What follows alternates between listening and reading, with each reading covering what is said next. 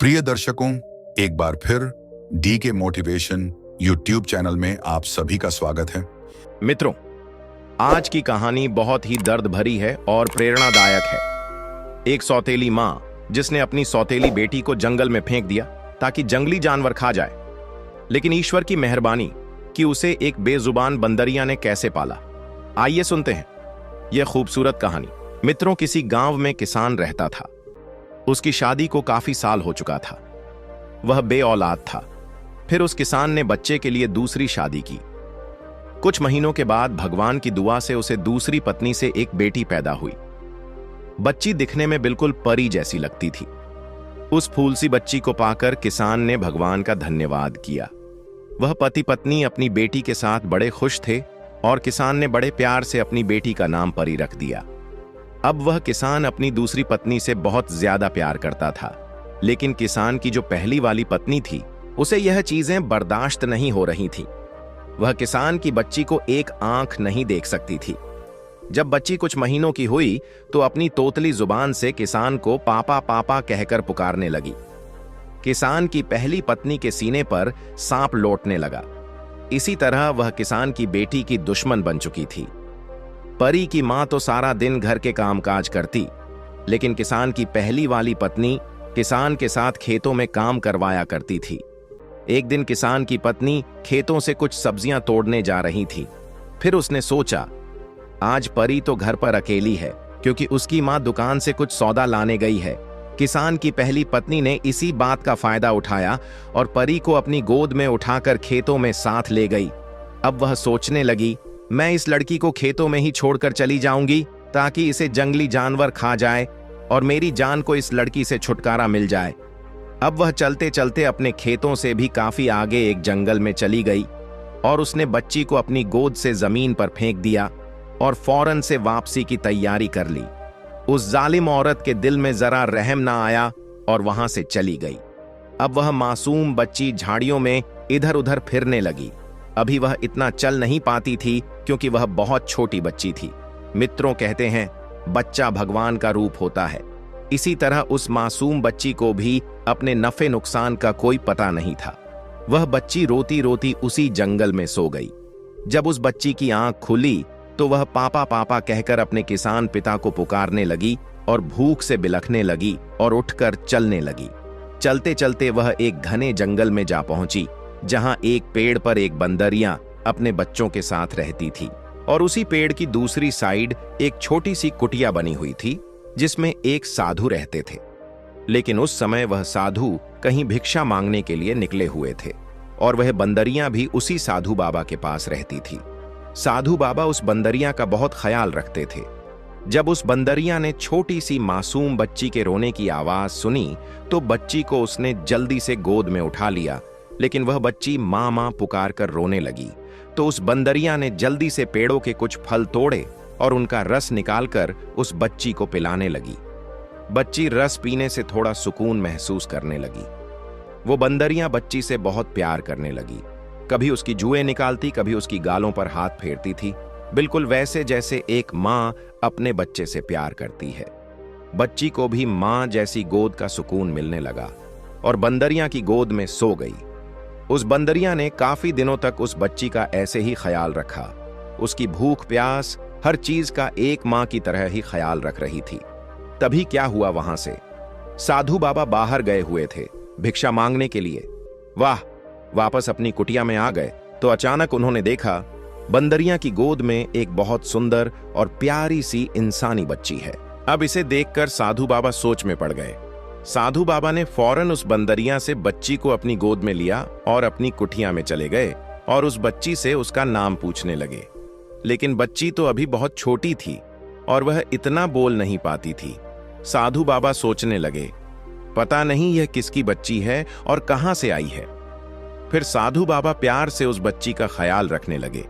उस साधु बाबा ने उस बच्ची का नाम उजाला रखा क्योंकि वह बच्ची इंद्र की अप्सराओं की तरह सफेद थी। अब वह बच्ची कुटिया से बाहर निकलकर हर रोज उस बंदरिया के बच्चों के साथ खेलती और वह बंदरिया सुबह शाम उस इंसानी बच्ची की बड़े प्यार से देखभाल करती थी। वह बंदरिया साधु बाबा का ख्याल तो रखती थी, अब वह इंसानी बच्ची का भी बहुत ख्याल रखती थी। कभी उसे फलों का रस पिलाती, तो कभी उसे अपना दूध पिलाती, तो अब भी गाय का पिला देती, क्योंकि उस बाबा ने एक गाय भी पाल रखी थी। जब वह 6 साल की हो गई तो वह साधु बाबा को बाबा बाबा कहकर पुकारने लगी और उस बंदरिया को ही अपनी मां समझती थी, क्योंकि वह बच्ची उन बंदरिया के बच्चों में ही तो पली थी। बाबा जब भगवान भोलेनाथ की पूजा पाठ करते तो वह बच्ची भी उन्हीं के पास बैठकर भगवान भोलेनाथ की पूजा पाठ करने लगती। जब वह मंत्र पढ़ते तो वह बच्ची भी मंत्रों को पढ़ती। बाबा ने उस बच्ची को बहुत अच्छे संस्कार दिए थे। अब वह बच्ची 15 साल की हो चुकी थी। अब तो उजाला पहले से भी ज्यादा खूबसूरत दिखने लगी थी और जंगल के जानवर, परिंदे और वह बंदरियां ही उसके दोस्त थे। वह बंदरियां उजाला को सूखी लकड़ियां जंगल से इकट्ठी करके लाकर देती और वह बाबा और खुद के लिए और बंदरियां के लिए भोजन बनाती। एक दिन वह साधु बाबा उजाला से कहने लगे, बेटी, मुझे दूसरे शहर में भिक्षा मांगने के लिए जाना पड़ेगा। मैंने तुम्हारे लिए इस कुटिया में हर चीज का बंदोबस्त कर दिया। तुम्हें कहीं भी बाहर जाने की जरूरत नहीं और यह बदरिया तुम्हारे साथ होगी। इसको तेरी देखभाल के लिए छोड़ के जाता हूं। यह बंदरिया तो तुम्हें जंगल से लकड़ियां लाकर दिया करेगी और नदी से पानी भी यही लाकर देगी। बस तुम इस कुटिया के अंदर ही खाना बनाना और तुम बाहर बिल्कुल ना निकलना। मित्रों, इतना कहकर वहां से वह साधु बाबा चले गए। अब उजाला और बंदरियां ही उस कुटिया में रह गए थे। उजाला अब साधु बाबा की तरह ही कुटिया में बैठकर भगवान शिव की पूजा पाठ करती और उसके इर्द गिर्द बंदरियां के बच्चे और बंदरियां बैठकर उसके मंत्रों को सुनते। शाम को जब उजाला ने खाना बनाया तो पूजा पाठ करने का वक्त हो गया। जब वह भगवान भोलेनाथ की पूजा पाठ करने में व्यस्त थी तो बंदरिया के एक बच्चे ने सारा खाना खराब कर दिया। जब उजाला ने पूजा पाठ करके उठी तो उसने देखा बंदरिया ने सारा खाना खराब कर दिया है। तो वह उस बच्चे को कहने लगी, तुम बड़े खराब हो, सारा खाना अकेले खा गए, दूसरों का तुम्हें ख्याल नहीं आया। उजाला ने उसे हल्का सा थप्पड़ लगाया तो बंदरिया के बच्चे को गुस्सा आ गया।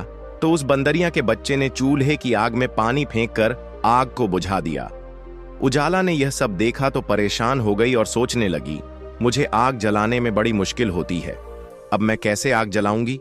करते करते सारा दिन गुजर गया। अब उजाला खुद भी भूखी रही और वह बंदरिया और उसके बाकी बच्चों ने भी कुछ ना खाया। अब वह बंदरिया का बच्चा बड़ा पछताता रहा था कि मैंने आग क्यों बुझाई, इसी वजह से हम सबको भूखा रहना पड़ा। आखिरकार उजाला झोपड़ी से बाहर निकल आई। उसे एक दूसरी झोपड़ी के बाहर धुआं उठता दिखाई दिया तो वह उस धुएं को देखकर झोपड़ी का पास गई जहां से धुआं निकल रहा था। उस कच्ची झोपड़ी के अंदर एक राक्षसी बुढ़िया थी। बुढ़िया का एक बेटा भी था जो कि बड़ा आदमखोर था। उसको इंसान की खुशबू आते ही फौरन पता चल जाता था। जब उस बुढ़िया ने उजाला को देखा तो उसके मुंह में भी पानी आ गया और ख्यालों में उजाला को खाने के लिए सोचने लगी, काश इस वक्त मेरा बेटा घर पर मौजूद होता तो इस इंसानी लड़की को कभी ना जाने देता। अब उसने प्लान बनाया, जब तक मेरा बेटा नहीं आता मैं इस लड़की को बातों में लगाकर इधर ही रोके रखूंगी। फिर वह बुढ़िया उजाला से कहने लगी, आओ बेटी, कैसे आना हुआ, तुम कौन हो और कहां से आई हो। उजाला कहने लगी, मैं अपने बाबा की लाडली बेटी हूं जो कि बहुत ही निक है। इस वक्त वह दूर वाले गांव में भिक्षा मांगने के लिए गए हैं और मैं घर पर अकेली हूं। बंदरिया के शरारती बच्चे ने चूल्हे से आग बुझा दी। आप मुझे थोड़ी सी आग दे दें ताकि हम अपना खाना बना सकें। वो बुढ़िया कहने लगी, बेटी, आग तो तुम्हें मिल जाएगी, लेकिन बदले में तुझे मेरा भी एक काम करना होगा। मैं बूढ़ी औरत हूं और मुझसे घर का काम बहुत मुश्किल से होता है। मेरा बेटा आने वाला है, उसे बहुत भूख लगी होगी। दूसरी साइड बजरे के दाने पड़े हैं, तुम चक्की में पीस कर उसका आटा बना दो। उजाला ने जल्दी से बजरे पीस दी और बुढ़िया के पास आई और कहने लगी, अम्मा, मैंने आटा पीस दिया, अब जल्दी से मुझे आग दे दो ताकि मैं अपने घर चली जाऊं। बुढ़िया कहने लगी, मेरी बच्ची, तुम कितनी अच्छी हो और देखो ना मेरा घर कितना गंदा हो रहा है, और देखो ना मेरी तो हड्डियों में इतनी जान नहीं कि मैं काम कर सकूं। तुम तो जवान जाहिल हो, मेरे घर की थोड़ी सफाई कर दो। उजाला ने फौरन से झाड़ू पकड़ा और जल्दी से पूरे घर की सफाई कर दी। लेकिन वह बुढ़िया बार बार बाहर का रास्ता देख रही थी और दिल ही दिल में सोच रही थी, आखिर मेरा बेटा आज जल्दी घर क्यों नहीं आ रहा, पता नहीं क्यों वह आज देर कर रहा है। अब मैं और कितने बहाने इस लड़की के आगे लगाऊं। इतनी देर में उजाला फिर बुढ़िया के पास आई और कहने लगी, अम्मा, मैंने तुम्हारे घर के सारे काम कर दिए, अब तो मुझे आग दे दो ताकि मैं अपने घर चली जाऊं। बुढ़िया कहने लगी, बेटी वाकई तूने तो सारा काम कर दिया, बस मेरा एक और काम कर दो, पास वाले कुएं से मुंह बुढ़िया के लिए थोड़ा सा पानी ला दो। उजाला ने जल्दी से घड़ा पकड़ा और नदी से पानी ले आई। अब बुढ़िया से कहने लगी, अम्मा, अब तो मैं घर जाकर ही रहूंगी क्योंकि मुझे बहुत देर हो गई है, आपने मुझे आग नहीं देनी तो ना दे। बुढ़िया कहने लगी, बेटी कैसी बातें कर रही हो बेटी, तुम तो बहुत अच्छी हो, ये लो आग और ले जाओ और एक मुट्ठी बजरा भी जाते हुए ले जाना, जहां जहां से तुम गुजर कर जाओगी वहां वहां ये बजरे छींटती जाना। उजाला ने फिर ऐसा ही किया। चलते चलते वह रास्ते से आ गई। अब उजाला ने जल्दी से आग जलाई और झट से खाना बना लिया। सबसे पहले उसने बंदरियां और उसके बच्चों को खाना दिया, इसके बाद उसने खुद खाना खाया। उजाला को घर आए हुए कुछ ही देर हुई थी। इधर उस बुढ़िया का आदमखोर बेटा भी घर आ गया। बुढ़िया फौरन अपने बेटे को डांटने लगी और कहने लगी, आज तुम कहां चले गए थे, इतनी देर लगा दी, इतना अच्छा खासा शिकार हमारे घर पर खुद चलकर आया था, अब वह वापस चला गया, मैंने उसे कुछ बजरे के दाने दी थीं, अब तुम्हें एक ही तरह से उस लड़की का शिकार मिल सकता है, जहां जहां यह बजरे के दाने बिखरे हुए हैं उन्हीं के पीछे पीछे तुम चले जाओ। अब बुढ़िया का आदमखोर बेटा अब दानों के पीछे पीछे चलने लगा। वह दाने अब एक जंगल के पास पेड़ के पास ही खत्म हो गए। उसने अब इधर उधर नजर दौड़ाई तो उसे एक कुठिया नजर आई। उसने कुठिया का दरवाजा जोर से खटखटाया और कहने लगा, बेटी दरवाजा खोलो, मैं तुम्हारा बाबा हूं और देखो मैं तुम्हारे लिए क्या क्या लेकर आया हूं। लेकिन उजाला तो खाना खाकर सो गई थी, उसे दरवाजा खटखट की जरा भी आवाज ना आई। अब उस आदमखोर को बड़ा गुस्सा आया और वह गुस्से से दरवाजा पटक कर तोड़ने लगा, मगर वह नाकाम रहा क्योंकि उस कुठिया के दरवाजे लोहे की सीखों से मजबूत बने हुए थे। यहां तक कि उस आदमखोर की एक उंगली टूटकर उस लोहे की सलाखों में फंस गई और वह उंगली किसी जंगली जानवर नमा इंसान की लग रही थी। अब वह नाकाम होकर चला गया। सुबह हुई। उजाला ने जब कुठिया का दरवाजा खोला तो उस आदमखोर की जो उंगली कटी थी उसका नाखून उजाला के हाथ में चुभ गया। उजाला दर्द से चिल्लाने लगी। आहिस्ता आहिस्ता उस नाखून का जहर उजाला के पूरे जिस्म में फैल गया और वह बेहोश होकर वहीं पर गिर पड़ी। अब बंदरियां और उसके बच्चे उसके इर्द गिर्द बैठकर रोने लगे। बंदरियां कभी उसका सर दबाती, कभी पांव की मालिश करती, लेकिन उजाला नहीं उठी।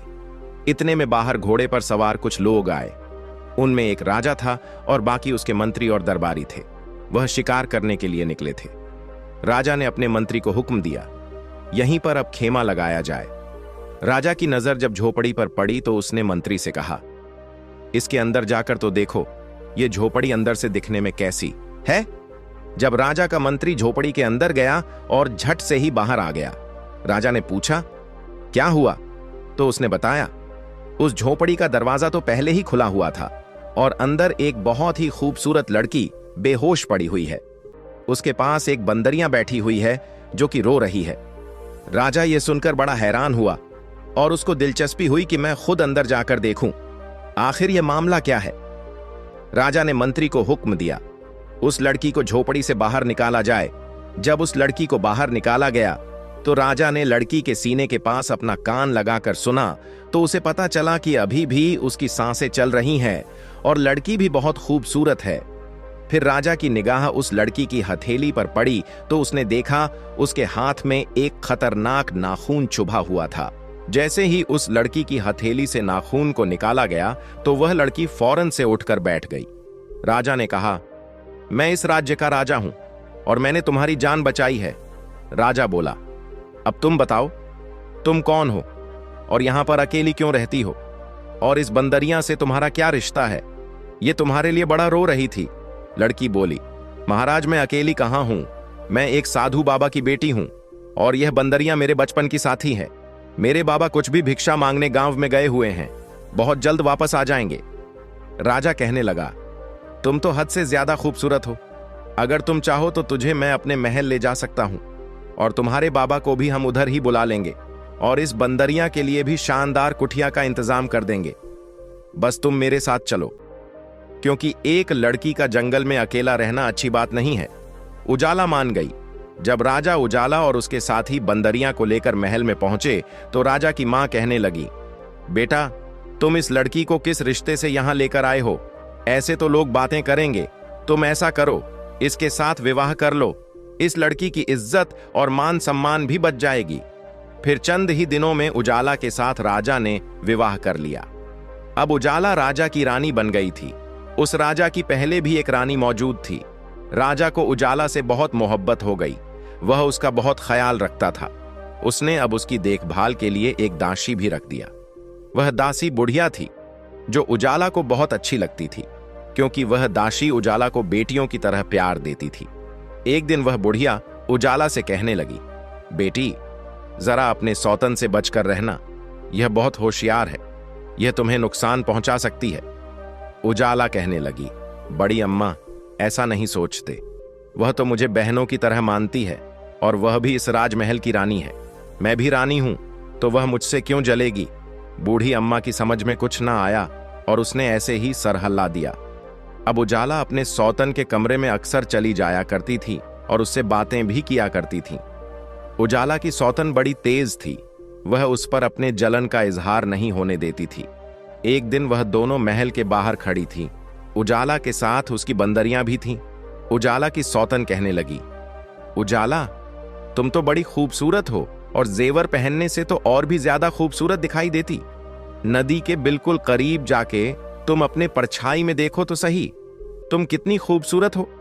उजाला अपनी सौतन के साथ चलने लगी तो बंदरियां उसको साड़ी के पल्लू को पकड़कर उसे खींचने लगी, जैसे वह उजाला को रोकना चाहती थी कि इसके साथ मत जाओ। लेकिन उजाला को उसकी इस हरकत पर गुस्सा आया। उसने बंदिया को झटक दिया और कहने लगी, क्या मसला है? कभी तो मेरा पीछा छोड़ दिया करो। और फिर दोनों एक नदी किनारे चलने लगी। पूजा, उजाला अब नदी के पानी के बिल्कुल सामने खड़ी होकर आपस में अपने आप को देखकर खुश हो रही थी। इतनी देर में उजाला की सौतन ने उसे उसी नदी के पानी में धक्का दे दिया। उजाला को तैरना नहीं आता था। उजाला चिल्लाने लगी और उजाला की सौतन वहां से भागकर अपने राजमहल में आ गई। राजा जब वापस आया तो उजाला को ढूंढने लगा। जब उसे उजाला कहीं नजर न आई तो वह अपनी बड़ी रानी के सहन कक्ष में आया और पूछने लगा, मेरी उजाला कहाँ है? मुझे लगता है तुमने उसे कोई नुकसान पहुंचा दिया।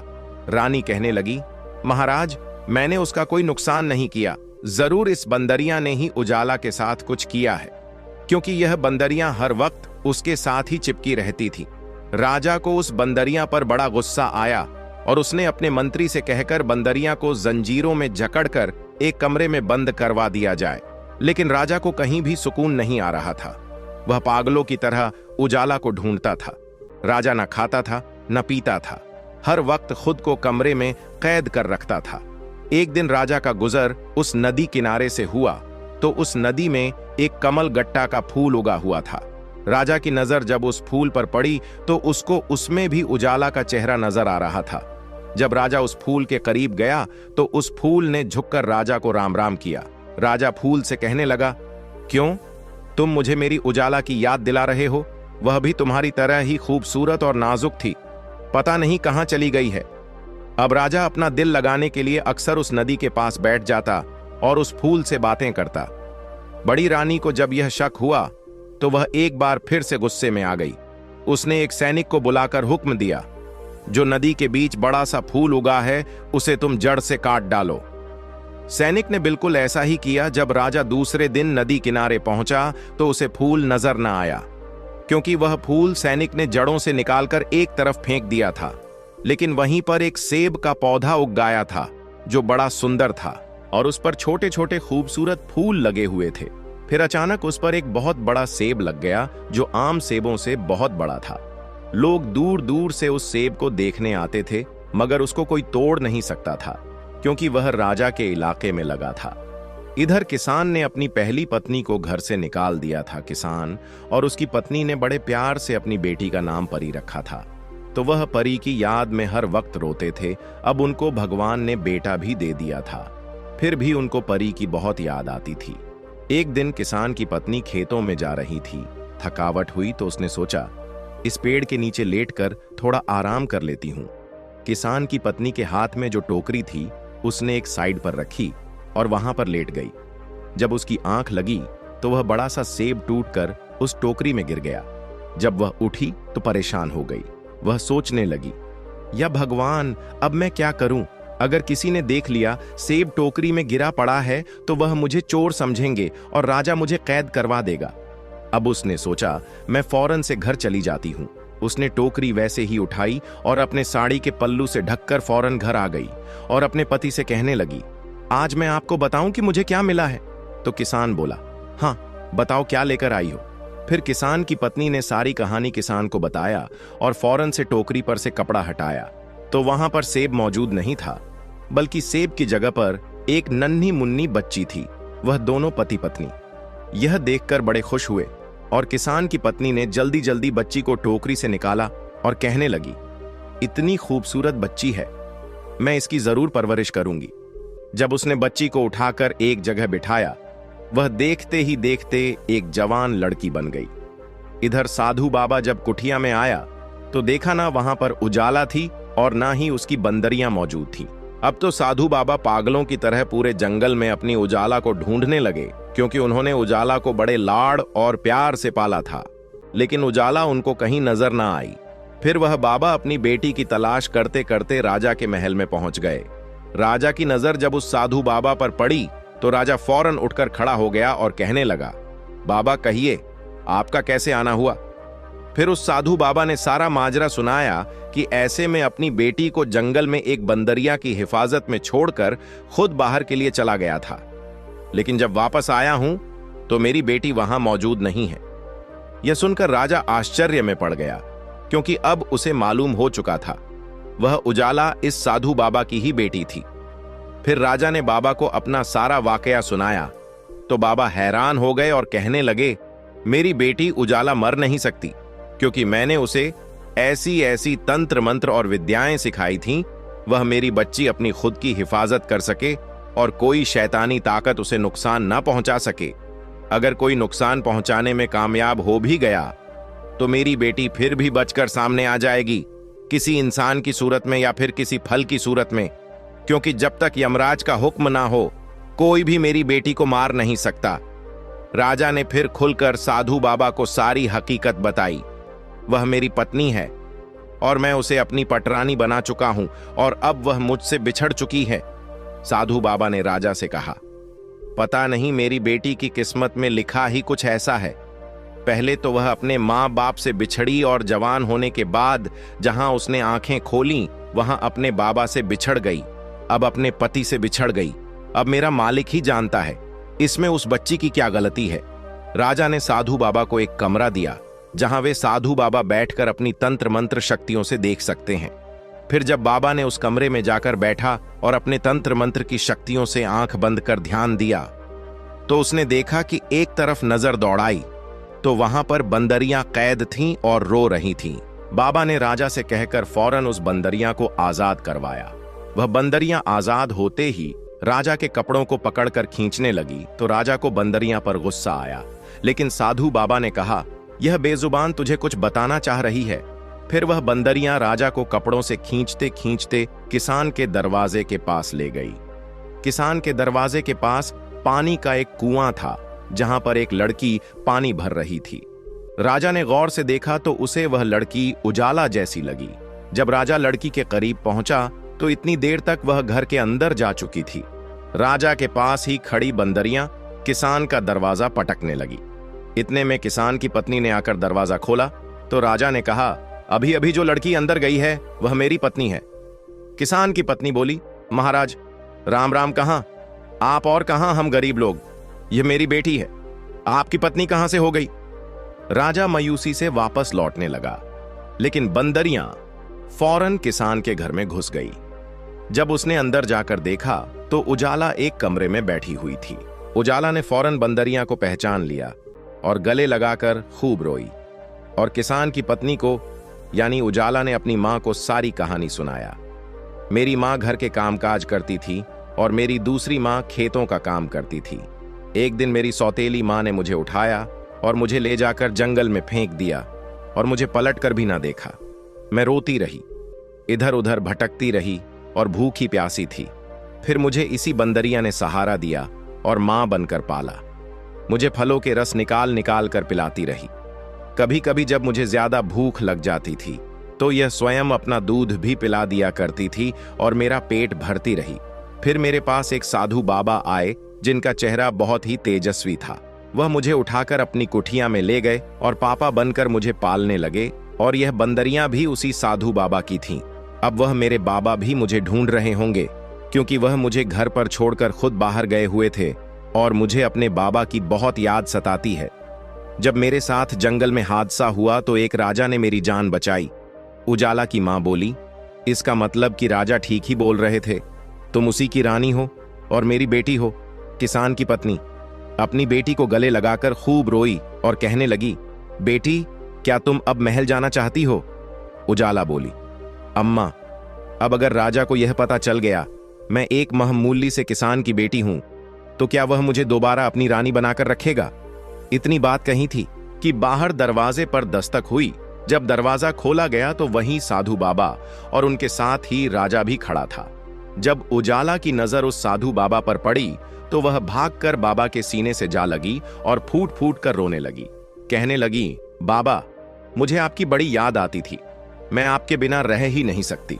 साधु बाबा ने बेटी के सर पर हाथ रखा और कहने लगे, बेटियां ससुराल में अच्छी लगती हैं, देखो तुम्हारा पति तुम्हें लेने आया है। राजा उजाला के करीब आया और कहने लगा, देखो मेरी प्रिय रानी, आखिर मैंने तुम्हें तुम्हारी लाडली बंदरिया के जरिए ढूंढ ही लिया। उजाला बहुत खुश थी राजा। अब उजाला को लेकर फौरन महल पहुंचा और सबसे पहले काम उसने यह किया, राज दरबार में एक बैठक बुलवाई। उसमें मंत्री और उसकी दोनों रानियां और कुछ सैनिक भी थे। राजा ने कहा कि हमारी यह बड़ी रानी जो है बड़ी धोखेबाज और कपटी निकली। हमने इसे बहुत लाड़ प्यार दिया था, परंतु वह उसी का नतीजा है कि इसने हमारी आंखों में धूल झोंका है। इसे हम कड़ी सी कड़ी सजा देंगे। राजा ने फिर अपनी बड़ी रानी को सैनिकों से बहुत सारे कोड़े लगवाए। उसके बाद उसे काल कोठरी में बंद करवा दिया। फिर वह उजाला रानी अपने पिता समान साधु बाबा को भी महल में ले गई और बंदरिया को भी अपने साथ ही रखा और अब वह सब मिलकर खुशी खुशी जिंदगी गुजारने लगे।